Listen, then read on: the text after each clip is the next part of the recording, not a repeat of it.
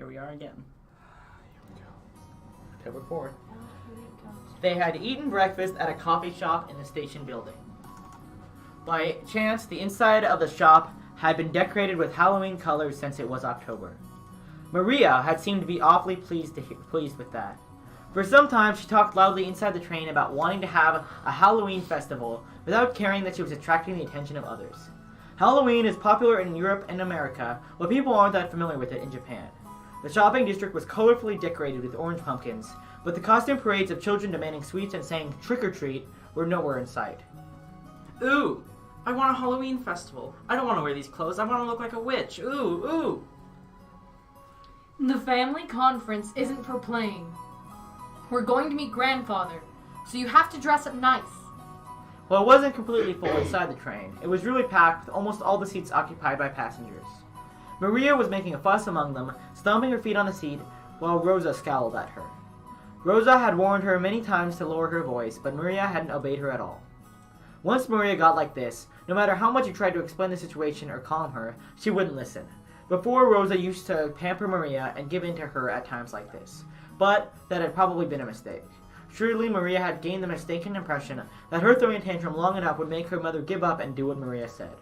Rosa had realized that error with the help of an educational book, and since then, she'd hardened the part of her heart that wanted to pamper her beloved daughter. Her mutual understanding with Maria began to grow weaker and weaker, and she began to get discouraged by her own powerlessness more and more often. Halloween, Halloween! If you don't give me sweets, I'll play a prank. Ooh, ooh, ooh! I don't have any sweets to give you. We just ate breakfast. If you don't give me sweets, I'll play a prank. If you don't give me sweets, I'll play a prank. Ooh, ooh, ooh! A stout old woman, who was sitting nearby as Maria stomped her feet, picked a candy out of her handbag and held it out to Maria. Ooh, I got a sweet, I got a sweet. Look, look, Mama, Mama, happy Halloween. Hey, Maria, you can't just accept sweets from strangers, right? Give it back. Oh, don't worry about it. Ho ho ho. She's such a spirited young lady. How old is she? Maybe there was no malice in the old woman's words. However, Rosa seemed to find that remark extremely humiliating. This old woman is not Kumasawa, despite how much she may sound like her. All old ladies sound like that, alright? Maria, haven't I always told you not to accept sweets from strangers? Ooh, ooh, she gave it to me. Ooh, ooh. It's mine. Let it go. How many times do I have to tell you to do what Mama says? It's mine, mine. Ooh, ooh, ooh.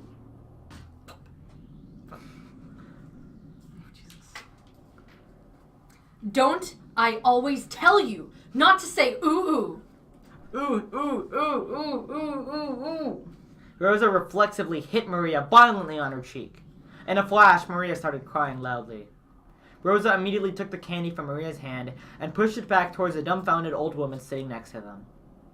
Please do not just give sweets to my daughter. I am so sorry. Breathing heavily, Rosa once again held the candy out to the old woman. After getting flustered about what she should say for a few moments, perhaps the old woman realized that her actions may have troubled this parent and child, and she accepted the candy back, apologizing.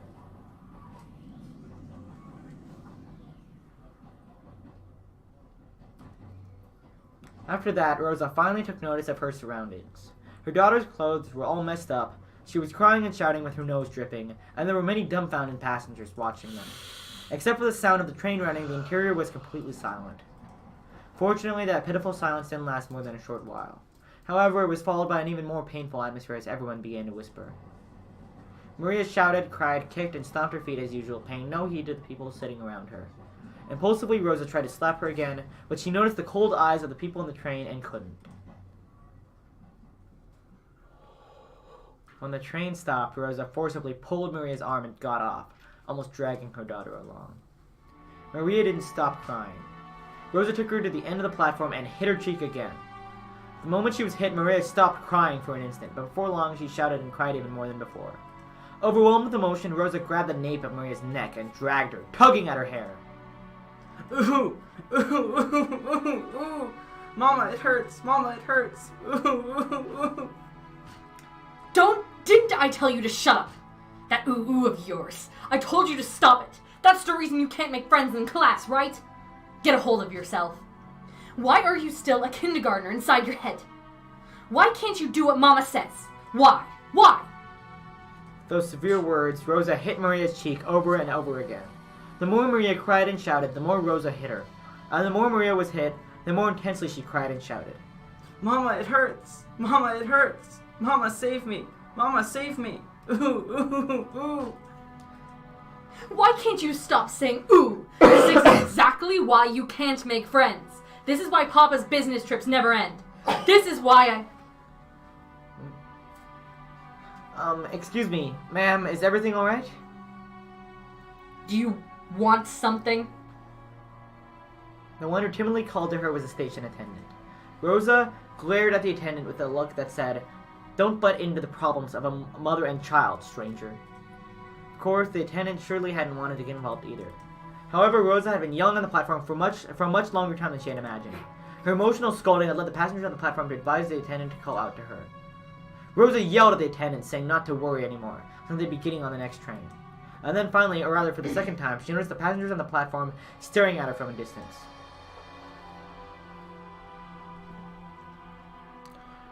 Rosa sweat slightly and felt a breeze make her sweat go cold, tormenting her.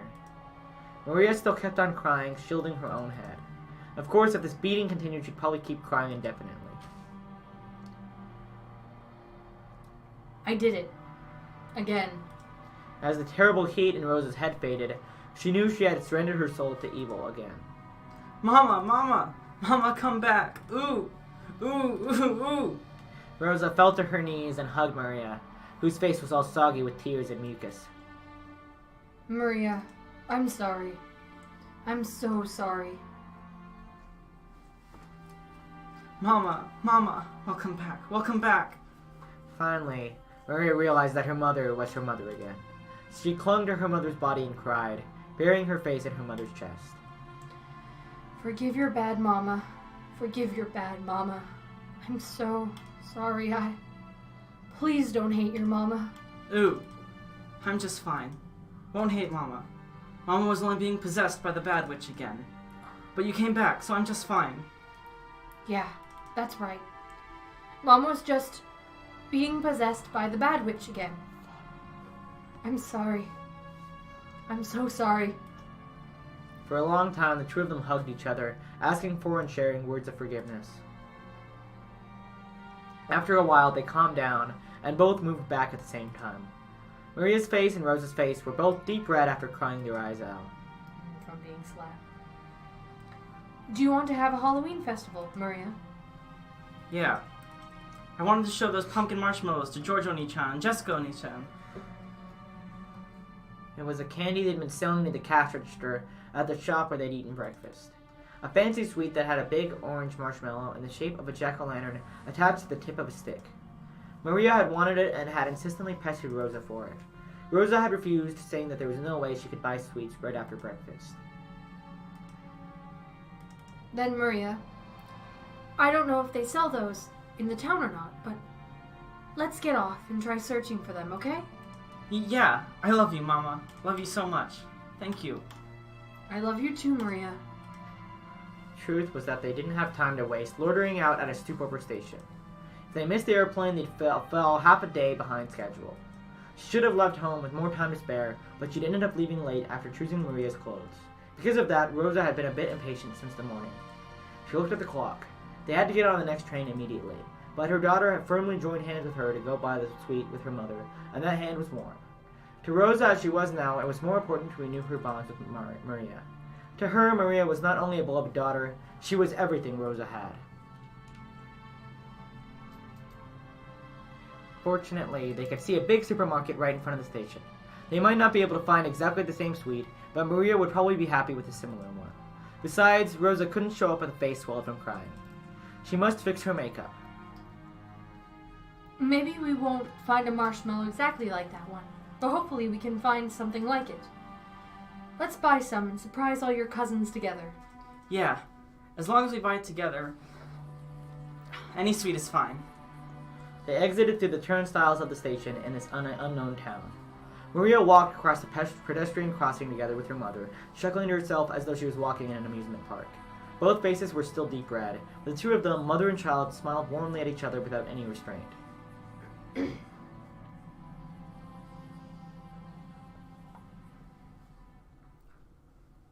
Wholesome. Best I mom. mean, Puts my hand on your shoulder. sure, In just a took that threatening fucking like. Best mom. Best mom. Dear, what are you doing in a place like this? Oh, it's you. It's nothing. I just find this a pleasant place to think. All of our preparations for today have been completed. Why don't we have some tea and relax while we wait? Forgive me. I'm always making you handle such troublesome matters. Please, rely on me even more. I'm your wife. Naturally, I'm grateful to have you always coming to my aid. That's precisely why I'm able to devote myself to my work. I understand. I understand about your work. And the topic of father's inheritance, right? That has nothing to do with you. It's nothing more than fishing for rotten meat amongst greedy siblings. It's okay, dear. Everything will go well. Your businesses have never failed to work themselves out. Natsuhi softly cuddled close to Krause's shoulder. She complimented Krause on his hard work, but Natsuhi knew better than anyone that his work wasn't going well. Krause's I project... just remembered this scene, actually. I don't remember it exactly. Krause's project was something like a seesaw where a large amount of money swings. Big investments can lead to massive payoffs. But like large seesaws, they tend to shake a lot while moving very slowly, instead of showing immediate results. I just kind of forgot how stupid this analogy is. At times, it's possible to make further investments so the seesaw inclines faster towards the side you want. Of course, you'd only do that if you were confident you'd be able to recover all your investments in the not-so-distant future. However, the seesaws Krause chose never turned out as he would have liked them to. His foresight wasn't wrong, but the times were moving sluggishly. They never managed to catch up with him. For example, think of a literal seesaw placed in a park. It's a really popular item, so there's always someone playing on it. And you've got to wait a long time for your turn. Let's say that one day you spotted one of those seesaws that was completely unused, and you raced to grab it first and have it all to yourself. However, unless someone got on the opposite side of the seesaw, you wouldn't be able to play on it. What if lots of time passed and nobody came to the opposite end? Seesaws are popular, so if you wait long enough, a companion will surely show up. But Krause noticed something. The weather's getting worse, so nobody's coming outside to play. But seesaws are popular, so someone will surely come eventually. If he vacated his place because of the worsening weather, it would certainly be snatched away. And once again, he'd end up longingly gazing from a distance as someone else having fun on the seesaw. On one side of the seesaw, he continued to wait patiently all alone. That was Krause's project and his current situation. If only I'd had a bit more courage, and the self-confidence to believe in my own foresight, I would never have failed. Yes, that's true. Your foresight is never wrong. You are the only one who inherited father's resourcefulness. You inherited an innate disposition that none of the other siblings did. But I could never believe in it. I always shut my own projects down like a coward. Why can't I believe in myself? Who would believe in a man that can't believe in himself? Nobody believes! I'm always sitting on the seat where the losers must sit, and my father, my mother, my siblings all sneer at me. How long is it going to take for me to be set free of this emotional complex? Just how long will it take? Natsuhi was the only one who knew. Only she knew of Krause's anguish. As the eldest son of the Ushiromiya family, who would soon be forced to bear an immense responsibility. He couldn't open his pain heart to anyone and was always getting compared to his father's great enterprises.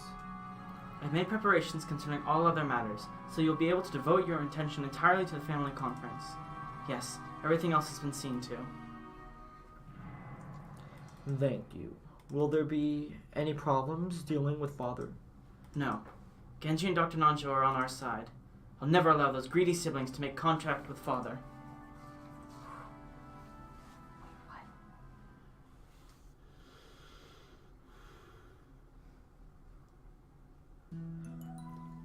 Hello, Goda here. Yes, please leave it to me. I'm anxious to put my skills to work for the big annual job. In the kitchen, multicolored ingredients were gathered and the preliminary arrangements were promptly being started. I think Goda cooking might be like the most wholesome thing in this series. Oh, are we about to see Goda's cooking show? Even though it was still morning, the ingredients for dinner were already in saucepans and steaming. Normally he had to deal with several assorted matters, but on the day of the family conference, he could devote himself entirely to cooking. To Goda, who was originally a chef, this was surely the greatest gala occasion of the whole year. Yes, dinner will be calf steak. A wonderful cut of meat is already anxiously waiting for tonight in the refrigerator. Please, be sure to look forward to dinner. It was rare for Goda to be in this good of a mood towards his fellow servants. Goda bragged about being the Uchinomiya family's personal chef, and knowing he was considered worthy to display his excellent cooking at the family conference was his greatest honor. Genji. Understood. I will leave everything to you. Also, is Kumasawa there? Kumasawa-san? I happened to see her earlier, but she is not here. Perhaps she went to get things ready in the guest house. Is she loafing around again? No, it's fine. Please, continue with your work. Yes, leave everything to me. Goda! In case you forgot. That actually was real wholesome. It was a nice break, Jesus. Nice. Genji placed the telephone back on the receiver, sighing lightly. Genji sighed once again, thinking of Kumasawa, who was probably hiding again, even though things were this busy. And the ostentatious Goda, who only felt like doing anything on a day when he could show off. Excuse me, the preparations for all the rooms in the guest house are complete. We received instructions from a lady to prepare a room for 4 people, so that the children can spend the night together. So what shall we do? I hear Battler-san will be coming for the first time in 6 years. Presumably, Milady will want to stay up late into the night with her 3 cousins. Make the preparations. You do not need to tell Madam. I see. Certainly. So tonight, we'll have the late night shift, followed immediately by the morning shift. It looks like these 2 days will be tiresome. Speaking of which, the weather forecast is saying a typhoon will strike in this area. Will everything be alright? Assuming the typhoon doesn't stray too far from its course, it may affect the boat ride back for the family members. The family conference schedule might be extended until Monday or Tuesday. Our task may be a long and tiring one, but I earnestly ask that you take care not to make any blunders. Shannon, remain calm and do not panic. Cannon, be sure to greet our guests in a sociable manner. Yes, I'll be careful. I'll be careful. Today, we must conduct ourselves in a manner suitable for a very important guest. See to it that you make no blunders. We understand. All guests who visit here are important. Cannon, in the truest sense, we will be receiving a very important guest today. Make sure that you are prepared. Yes, sir. Shannon, is something the matter? You seem to be uneasy. Do you have some prior engagement at this time? Engagement? Future engagement. Huh? You said engagement? Huh? No, it's nothing. My apologies. Nay-san, important guests will be arriving today. Detach yourself from your private life. I don't know what you mean by private life. As Shannon blushed just a bit, she turned her gaze away from the clock. Was it about time for the airplane carrying the family to arrive at Nijima? She tried to hide the fact that her upcoming long-awaited reunion with George was making her heart race, but Cannon, who stood beside her, seemed to see right through her.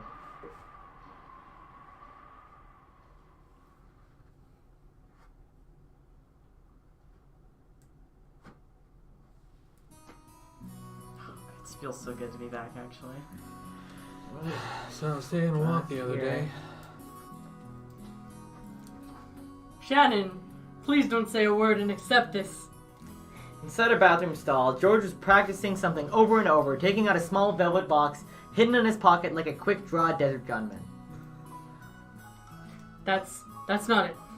Shannon likes men who are more assertive. I've got to pump it up with more horsepower. George is just a dork, actually. Shannon, put this ring on your finger. That's an order, okay? If I don't say properly that it's on the left hand, maybe she'll put it on her right hand. No, Shannon isn't that ignorant. But unless there's some room for her to express her free will, that'll be a little, yeah. As he crossed his arms muttering, someone knocked on the door. George snapped back to reality. Oh, there goes the granite. Hey, George-kun, you okay? Got a stomach ache or something? Hey, Uncle Rudolph. It's okay, I'm fine. No need to worry. Ha ha ha. Really? That's good then. But you know, you're straining way too much. Your ass will burst. I fucking love Rudolph. He's just like this. Rudolph washed his hands, laughing cheerfully as he left. What the fuck? George, realizing the most embarrassing part hadn't been overheard, relaxed and felt extremely relieved. Kyrie, isn't Rosa here yet? Not yet. She's pretty late. It's a good thing the weather's delaying our flight. If the schedule had gone on normally, she would have missed the plane. What's she planning on doing then? Rosa-san is very much an adult now. She'll manage it somehow. No matter how old they get, older brothers always treat their younger sisters like children. Of course, Dad's always a kid, no matter how old he gets. What'd you say? If I'm a kid, then that'd make you a baby. Come on, Battler-chan, up you go! Battler, you feed Stop it, that tickles. Stop! What the fuck? You look more like two bratty friends than a father and son. Look, she's here. Whoa! If it isn't Rosa-san! Maria-chan, long time no see! Long time no see. Ooh. Maria! Shouldn't that be, it's good to see you again? Greet Hideyoshi-san properly. It really does feel good to be back. Ooh. It's good to see you again. Good to see you again. There you Umineko. go! We're doing Well the scene over said! with good- How about some candy as a reward? Yeah, actually. Oh, where'd I put it? I don't think that changed at all. That's the Yeah, exact that- same. that whole, like, that part was a is the little same. scary how same that was. Rosa-san, it's good to see you again. It's good to see you too, Maria-chan. It's good. It's been too long, Kirini-san. Hideyoshi-ne-san. You got those backwards, but... Same! And, oh my, Battler-kun. Look how big you've gotten. Fuck, I can hear you guys saying this the first time in my head. Oh, come on. It's embarrassing to hear that from everyone I meet. Hey, Rosa, you're late. If the plane was on time, you'd barely have made it. Yeah, That was so similar, I'm dying. Oh, God. I got chills, Especially Scott. having seen this multiple times, like editing Yeah. and stuff. Scott, you time traveled. This is so eerie. I'm sorry. We had some trouble. Fuck. We had some trouble making our train connection. Yeah, that's it. So, are we waiting on the weather again? Oh, don't complain. I much prefer the 30-minute plane trip to spending 6 hours bouncing about on a boat. Even if we're kept waiting here for another hour, it's still much faster overall. Is that Maria? You sure have gotten big. She's at that growing age. You haven't seen her for 6 years, right? Of course she's changed. Women are creatures who can be born again in a single day when they have a change of scenery? Heart. Ooh? Maria, noticing a big man she didn't recognize mixed in among the relatives, hid behind Rosa's back and glared at Battler. Come on, Battler, say hi. The last time you met her, she was just 3 years old, so you're practically meeting for the first time. Yeah, of course you wouldn't remember something that happened when she was 3. Hey, Maria, long time no see. You sure have gotten big. Maria, this is Battler Oni-chan, Rudolph Nisan's son. Understand? The brother is the son. Ooh! She was obviously on her guard. After all, it was hardly surprising that she'd be scared if a large guy like Battler suddenly started speaking frankly to her. Battler noticed that as well, and thought of various ways he might approach her. Then he spotted the candy she had in her hand. It was the jack-o'-lantern sweet Rosa had bought for her. I see. It's October, so that must be for Halloween. If you don't give me sweets, I'll play a prank, right? Normally, trying to snatch the sweet away from a small child will result in them crying and screaming. The adults seemed dubious about Battler's tactics, but Maria looked unexpectedly pleased, her face splitting into a wide grin. Halloween, Halloween! See, Mama, Battler also knows about Halloween. See? Hey, call him Battler Oni-chan. Sorry, Battler-kun. No, don't sweat it. Please, call me Battler, because I'll be calling you Maria. Look, Maria, it's Halloween. If you don't give me sweets, I'll play a prank. If you don't give me sweets, I'll play a prank. Yeah. From inside her purse, Maria picked out a jack-o'-lantern sweet similar to the one she had in her hand and presented it to Battler. When Battler accepted it, that seemed to be enough to confirm their friendship. The adults were amazed at how good children can be at getting along with each other. Maria had been throwing a tantrum because she wanted a Halloween festival, so Battler, who knew about trick-or-treating, must have felt like an ally. Her defensive posture from before was completely gone. Now she was all cheery as though they'd been friends for decades. That's right. Halloween's a pretty minor event in Japan. You always see people marching in costume parades on the news from overseas, but I've never seen it here. I wanted to wear a costume too. Wanted to say trick or treat with all the cousins wearing costumes. I see. Next time, let's do it together. What would you like to dress up as? A witch! Beatrice!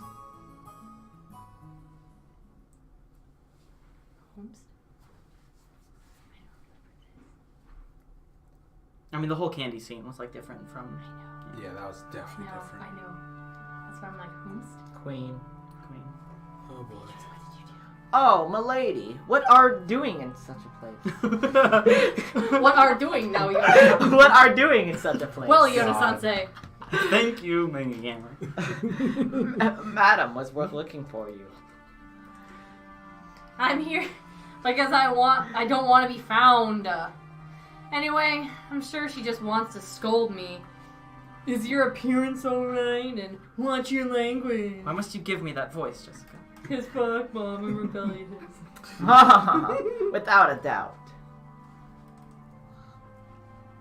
You know, when the day of the family conference comes, I always start thinking about this witch for some reason. Oh, and why might that be? Family conference is the day when everyone related to grandfather gathers. I heard that this time, even Battler is going to be coming after 6 years. What if it's just like that? Some relative who hasn't shown themselves for several decades suddenly shows up. That's what I'm always thinking about. Could a relative like that exist? I mean, Beatrice-sama. Nobody knows her background. Could she be grandfather's mistress from long ago? What if one of her descendants suddenly appeared and tell us to return the gold we were given or something? Kraus-sama and the others will probably discuss the master's inheritance problem this year, too.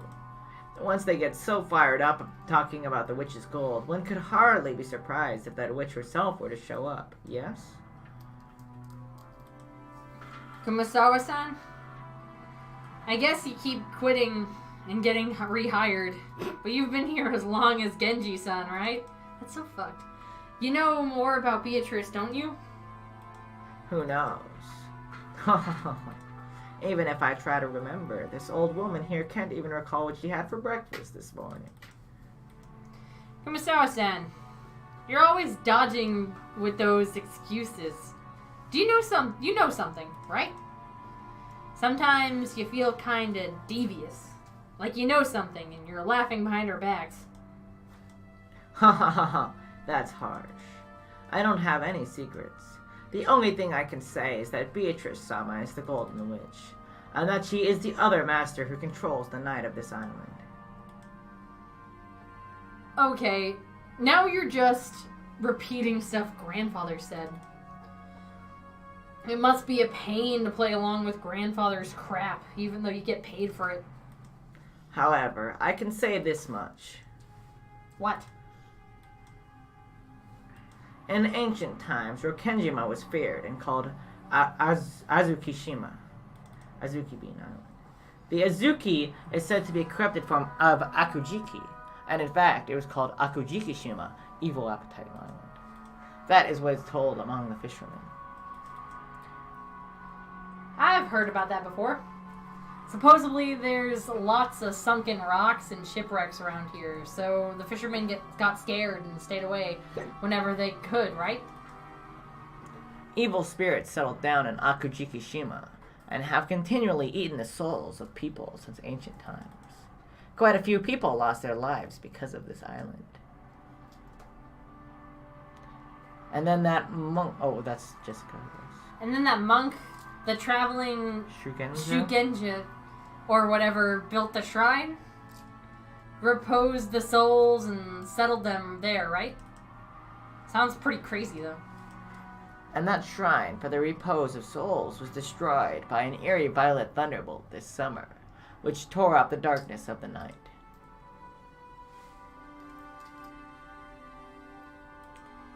Yomasawa-san, you really like those stories. Okay, sure, it'd be pretty creepy if a thunderbolt took out a shrine. But, well, it was all worn out from the start. Maybe it just got washed away by some big wave. The evil spirits of Akujiki-shima woke from their slumber and summoned Beatrice-sama.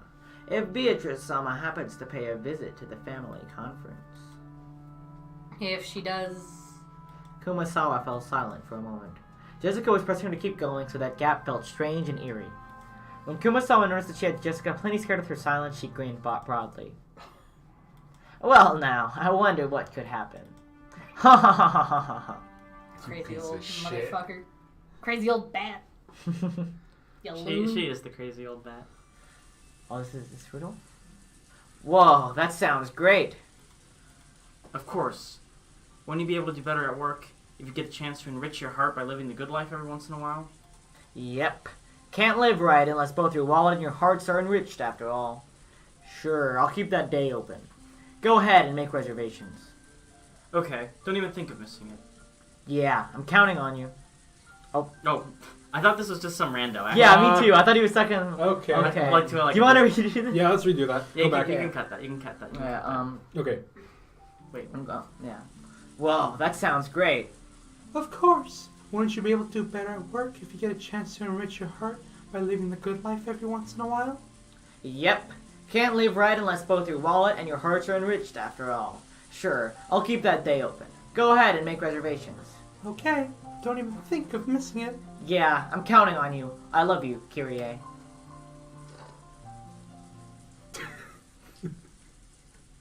After kissing the receiver, Rudolph hung up. What a Chad, actually. Such a bitch. I hate him. Rudolph's the biggest Chad in Umineko, Yes. for sure. Before his seat, there were several executives with their sleeves rolled up, eagerly awaiting the end of that phone call. Sorry to keep you waiting. Have we heard anything from the States yet? I guess I'll voice this guy. Yes. You have a call from Dale Watanabe, the lawyer. I'll transfer it. On the whole, how's it going? Well, there does seem to be one unfortunate matter. It appears that the party has no intentions of withdrawing from the trial. Guess there's no fooling them. Please, transfer it here. Understood. I'll do that right away. The executive ordered that the external line be transferred to the secretarial office. At once, the phone in front of Rudolph rang. Hey there. Hello. Sorry for the wait. Ushiromiya speaking. Thanks. How's it going on your end? You want me to? Hello, President Ushiromiya. Let's get the pleasantries and jump into the main issue. I've got good news and bad news. Which would you like first? Might as well start with the bad. I hate fighting when there's no dessert. Very well. The bad news is that the other party is getting ready to prosecute. Just a few days ago, a similar trial resulted in a decision in favor of the plaintiff. The defendants were using roughly the same arguments we planned to use, but they were rejected in every case. I'm afraid to say it, but if we face the courtroom as we are now, it's extremely likely that each one of our claims will get rejected. So, that trial ended up being a total bust after all. And I thought their position was even more solid than ours. That hurts. Okay, what about the good news?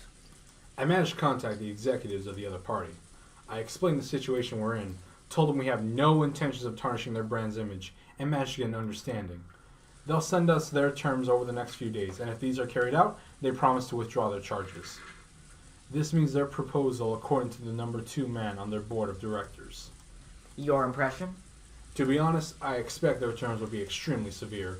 We estimate that changing the company name and brand name will be inevitable.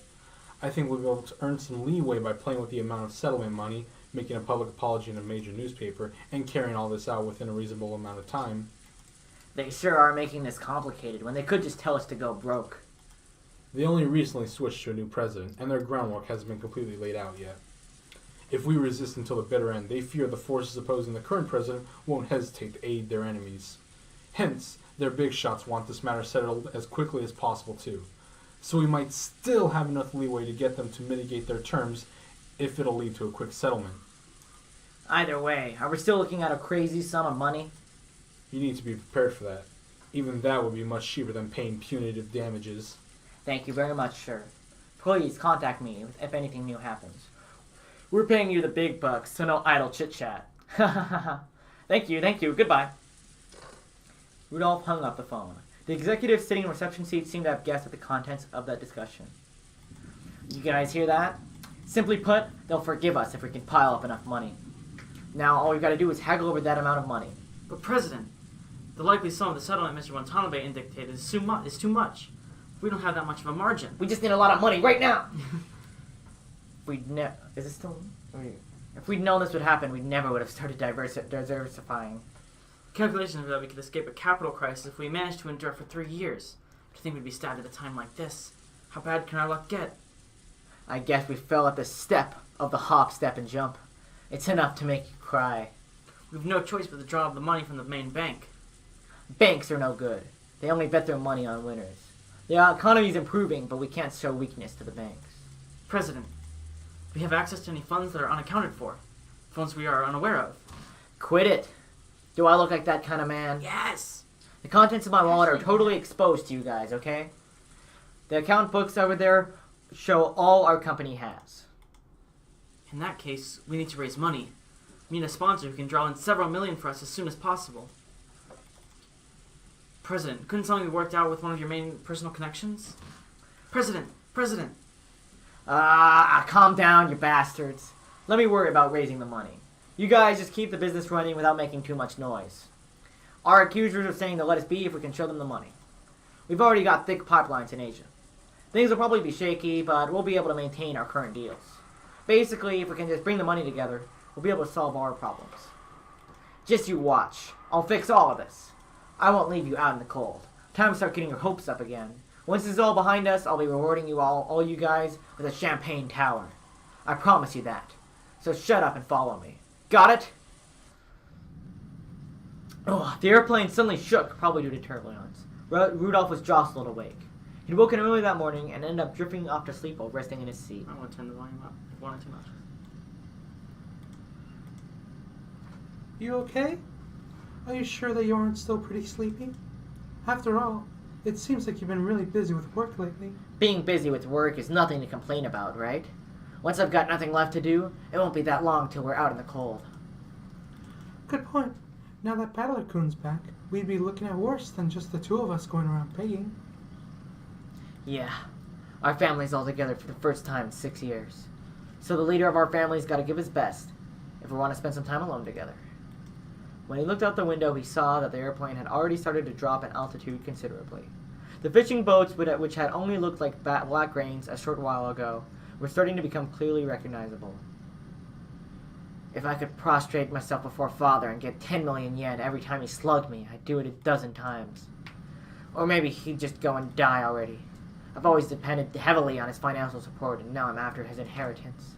I'm headed straight to hell. I can hardly complain if Father doesn't want to meet the man I've become. Oof. Oh my god, I'm shaking. You're shaking? Yeah. Could it be that, once again, you do not plan on making an appearance at the family conference? Nanjo looked at Kinzo's face, sighing. Kinzo's eyes... I don't think Kinzo has any artificial intelligence. Kinzo's eyes remained rooted to a strange book on magic. As he do. Just no intelligence. I have no intention of joining those vultures in their debate. They can discuss how they'll suck my bones dry on their own. How utterly contemptible. My, how troublesome. Nanjo shook his head slightly. To him, children and grandchildren were lovely things. He believed watching them grow was the only way to truly enjoy old age. So Kinzo's words were very saddening to Nanjo. If the time comes for me to leave this room, I will show myself, just as she does not show herself yet. When Kinzo raised his face, his gaze pointed at the war portrait of the witch, which were respectfully displayed on the wall. Kinzo's mind didn't dwell for a moment on the fact that today was the family conference where all of his beloved relatives would gather. It was filled only by the face of the witch in the oil painting, who never smiled except inside the portrait. Everybody knew that interrupting Kinzo when he talked about Beatrice would trigger his wrath. Today I will hold a certain ceremony. Huh. And what might that be? Perhaps it is closer to a gamble than a ceremony. After all, magic without risk can never house a miracle. Nanjo had heard Kinzo say this many times before. You might even call it a pet phrase of Kinzo's. Kinzo apparently believed that magic and miracles could occur if you gambled your own fate with a certain amount of risk and triumph. I wonder what sort of gamble you're making. As the man who was once called the Golden Gambler, and who's now so old he might pass on at any time, it should be well worth watching. I see. So the secret ritual I have developed after much research appears to be nothing more than a gamble to one unversed in magic such as you. Very well. If I have faith in miracles and win, you will see clearly on this day that all my research did bear fruit, despite it seeming to be a little more than a product of my eccentricity. If you win, it will all end just as you have already seen, as nothing more than the eccentricity of an old man who might leave this world at any time. Just what sort of gamble could you be planning to take as your friend, that bet, or ceremony as you called it? I can only pray most sincerely that you achieve victory in it. Yes, I thank you. Speaking of which, Kinzo-san, have you heard that a much longed-for guest will be present at the family conference this year? What? For once, Kinzo reacted to Nanjo's words and turned around. That's right, Battler-kun from Rudolph-san's family.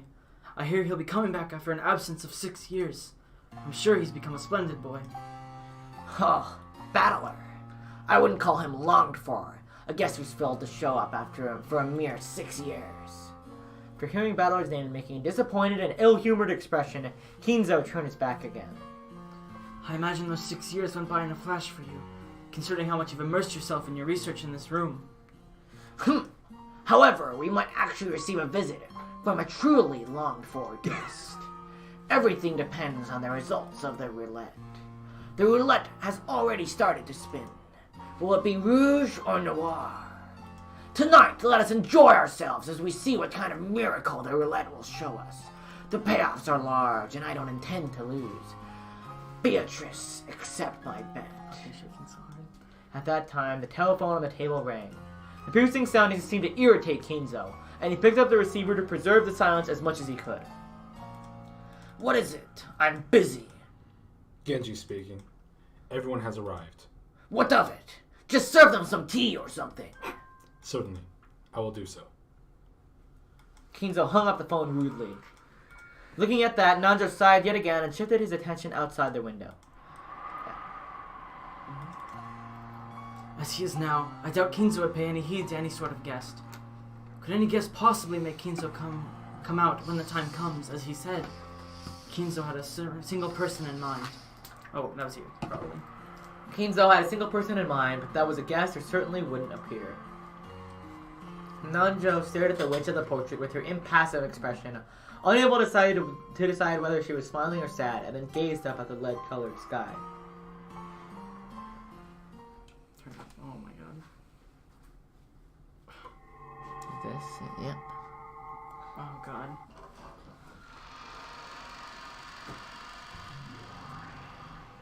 What the hell?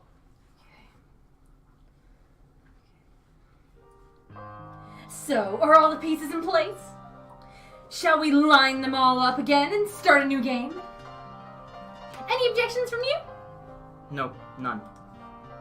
The witch looked at him challengingly while elegantly smoking her pipe. And Battler? He just rudely shrugged his shoulders as if he didn't care what she did. He didn't meet her eyes, but that didn't mean he didn't intend to challenge her. It showed his clear determination to never be taken in by this bastard's tricks. It was an expression of his determination to fight. Don't tell me you're jumping into this without a plan? I don't even know what how you'll make your first move, so I've got no plans or anything. Go ahead and move first. Naturally, I'll do so. Now, shall I break down my defense? How many moves will it take to checkmate you? This is where you'll see me at my finest. No matter what moves you come at me with, I won't believe in you. As long as I stand my ground on that point, I won't lose. And that means this game's built in a way that makes it impossible for you to win. Perhaps you're right. However, I'm the one who decides how many times we're holding this game. We'll repeat it over and over and over again until I win and you acknowledge your defeat, see? In other words, this is torture. An eternal torture that shall continue until you surrender to me. It shall go on endlessly until you acknowledge me, the existence of witches. Then I'll play your game endlessly, as many times as it takes, until you run out of patience. I've never lost in a test of stubbornness. Oh, did a certain witch plant that idea in your head? Very well. I'm tired of listening to you ramble. Come on, let's get this started. Then let us begin. I already know all of your moves. A defense doesn't amount to much if the plan behind it is known. Don't think you'll be able to defy me with the same moves. Beatrice, I got just one thing to say before we start. What is it? Go ahead and say whatever you want. However, whether I believe in you is something I'll decide for myself. No matter how impressive this magic of yours is, my soul won't yield to you. You think this is torture for me? You're wrong! Then what else could it be? This is torture for you. Someday you'll Objection. surrender to me and give up. Until then, you'll be tortured over and over again. How amusing! What an entertaining metaphor! Torture, where we torture each other. Yes, truly amusing! Shall we begin the torture? Ushiromi battler?